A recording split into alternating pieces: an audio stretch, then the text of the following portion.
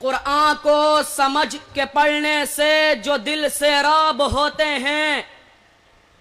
قرآن کو سمجھ کے پڑھنے سے جو دل سے راب ہوتے ہیں، بڑے زرخیز ہوتے ہیں، بڑے شاداب ہوتے ہیں۔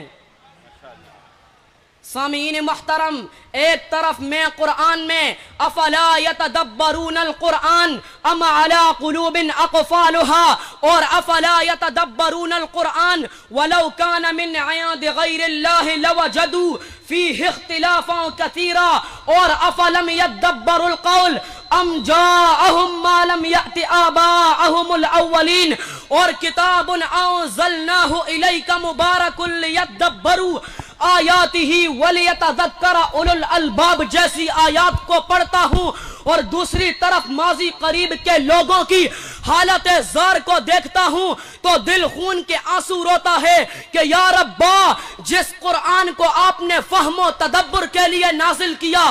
جس قرآن کو آپ نے لوگوں کو اندھیروں سے نکال کر روشنی کی طرف لانے کے لیے نازل کیا، اس قرآن کو لوگوں نے ختم کی کتاب سمجھا ہوا ہے، اس قرآن کو لوگوں نے برکت کی کتاب سمجھا ہوا ہے۔ لڑائی جھگڑے کے موقع پر جب قسم کی باری آتی ہے تو قرآن کو اٹھایا جاتا ہے۔ یا ربا، تیری اس عظیم کتاب کے نزول کا مقصد یہ تو نہیں تھا یا اللہ کہیں آسمان گر نہ پڑے، کہیں زمین پھٹ نہ جائے، یا اللہ ایسے افراد کو پیدا فرما جو تیری کتاب کے نزول کے مقصد کو سمجھے اور آگے لوگوں کو سمجھائے۔ تو میرے رب نے انسانیت پر عظیم احسان کیا اور جماعت اشاعت التوحید والسنہ کو وجود بخشا،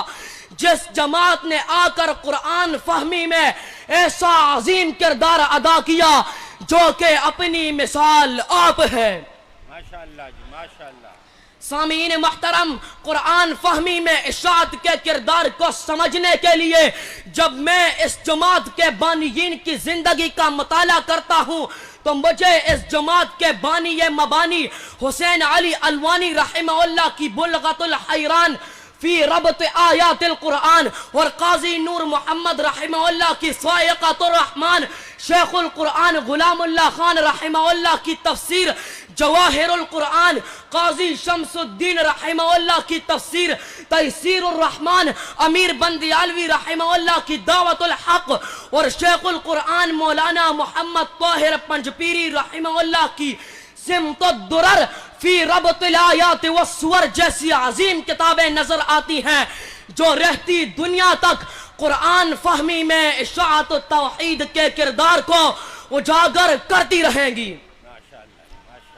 سامعین محترم، قرآن فہمی میں اشاعت کے کردار کو سمجھنے کے لیے جب میں اس جماعت کے اکابرین کی زندگی کا مطالعہ کرتا ہوں تو مجھے اس جماعت کے آنکھوں کی بصارت سے محروم لیکن دل کی بصیرت رکھنے والے عظیم مفسر ولی سید رحمہ اللہ کی تفسیر بحر المرجان اور شیخ افضل خان رحمہ اللہ کی افضل التراجم بلغت الاعاجم، عبد الغنی جاجروی رحمہ اللہ کی مقدمہ کتاب التوحید، محمد حسین نیلوی شاہ صاحب رحمہ اللہ کی تفسیر تسہیل التنزیل، سلطان غنی عارف رحمہ اللہ کی نظم المرجان، شیخ غلام حبیب رحمہ اللہ کی اللؤلؤ المرجان فی بیان اصول القرآن اور شیخ ولی اللہ کابل گرامی رحمہ اللہ کی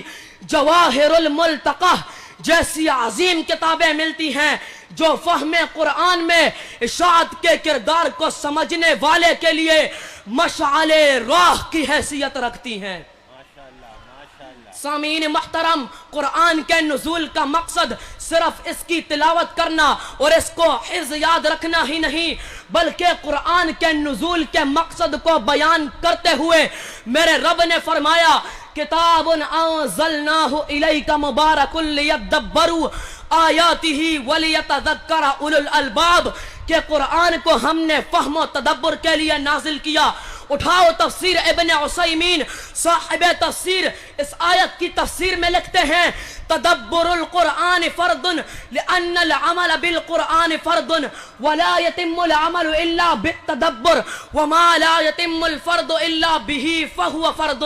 کہ قرآن کو سمجھ کر پڑھنا فرض ہے تبھی تو حضرت عبداللہ ابن عمر رضی اللہ تعالی عنہما نے فرمایا کہ سورۃ البقرہ کو سمجھنے کے لیے میرے 8 سال صرف ہوئے۔ حضرت عبداللہ ابن عباس رضی اللہ تعالی عنہما فرماتے ہیں کہ ایک چھوٹی سی سورت کو سمجھ کر پڑھنا پورے قرآن کو بغیر سمجھ کر پڑھنے سے افضل ہے۔ آج قرآن کو سمجھ کر پڑھنے کے فریضے کو کوئی جماعت اگر احسن طریقے سے پورا کر رہی ہے تو وہ جماعت اشاعت التوحید و سنہ ہے۔ سامعین محترم، مکہ کی سرزمین پہ حرم کے شیخ کے سامنے شیخ القرآن محمد طاہر رحمہ اللہ کا سورۃ الحدید اور سورۃ المجادلہ کا خلاصہ بیان کرنا یہ قرآن فہمی میں اشاعت کا کردار ہے۔ رابعہ والے سال شیخ القرآن غلام اللہ خان رحمہ اللہ کا اپنی کلاس کے طلباء کو دورہ تفسیر پڑھانا یہ قرآن فہمی میں اشاعت کا کردار ہے۔ دار القرآن پنجپیر میں حسین علی الوانی رحمہ اللہ کے سامنے سینکڑوں علماء کی موجودگی میں شیخ القرآن محمد طاہر رحمہ اللہ کا پورے قرآن کا خلاصہ بیان کرنا یہ قرآن فہمی میں اشاعت کا کردار ہے۔ آج مردوں اور عورتوں کا، بوڑھوں اور جوانوں کا قرآن کو ترجمے کے ساتھ پڑھنا یہ قرآن فہمی میں اشاعت کا کردار ہے۔ اپنی زندگی میں 46 مرتبہ شیخ القرآن محمد طاہر رحمہ اللہ کا دورہ تفسیر پڑھانا یہ قرآن فہمی میں اشاعت کا کردار ہے۔ قائد محترم کا اب تک 37 مرتبہ دورہ تفسیر پڑھانا یہ قرآن فہمی میں اشاعت کا کردار ہے۔ اور سنو قرآن کے ترجمے کے لیے 14 علوم کو شرط قرار دینے والوں کے ہاں درس قرآن کا شروع ہو جانا یہ قرآن فہمی میں اشاعت التوحید کا کردار ہے۔ سامعین محترم، فہم قرآن کے جس مشن کو لے کر اکابرین نے اس جماعت کی بنیاد رکھی تھی آج قائد محترم شیخ القرآن محمد طیب طاہری حفظہ اللہ کی قیادت میں جماعت دن دگنی رات چگنی ترقی کر رہی ہے اور اس شعر کا مصداق بنتے ہوئے مزید ترقی کرتی رہے گی۔ منزل سے آگے بڑھ کر منزل تلاش کر، منزل سے آگے بڑھ کر منزل تلاش کر،